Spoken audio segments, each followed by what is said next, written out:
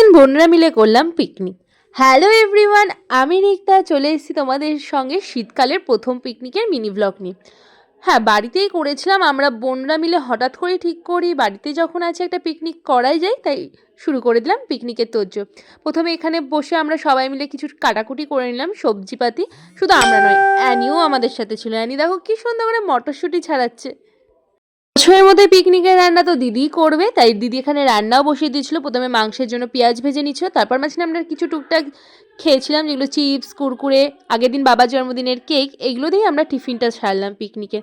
আর এখানে জোজোকে দেখছো না, যেহেতু ওর সামনে পরীক্ষা তাই ও পড়াশোনা করছিল। তারপর দিদি এক সাইডে ফ্রাইড রাইসের জন্য সবজিগুলো ভাজা শুরু করে দিয়েছিলাম, আমি একটু টুকটাক দিদিকে হেল্প করছিলাম ভেজে দিয়ে। এখানে তো দিদির প্রায় মাংস কষা কমপ্লিট, এটা দেখেই কিন্তু লোভ লেগে যাবে সবার।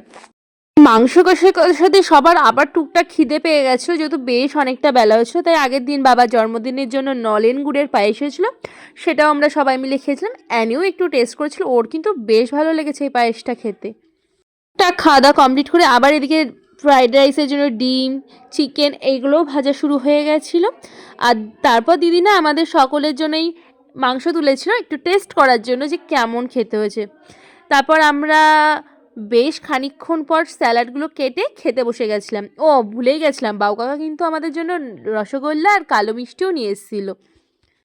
3টে সাড়ে 3টের দিকে সবাই খেতে বসলো। প্রথমে বাচ্চারা মানে জয়িতা, অ্যানি, বাবি আর জোজো বসেছিল। তার বেশ খানিকক্ষণ পর আমি, দিদি, টুকাই আর বাউ কাকা মিলেও খেতে বসে গেছিলাম। মেনুতে তো আগেই বলেছি, mixed fried rice, salad, chips, মাংস, চাটনি, পাঁপড় আর 2 রকম মিষ্টি ছিল। তাহলে এই মিনি ব্লগটা এখানেই শেষ করছি। দেখা হবে নেক্সট একটা মিনি ব্লগে।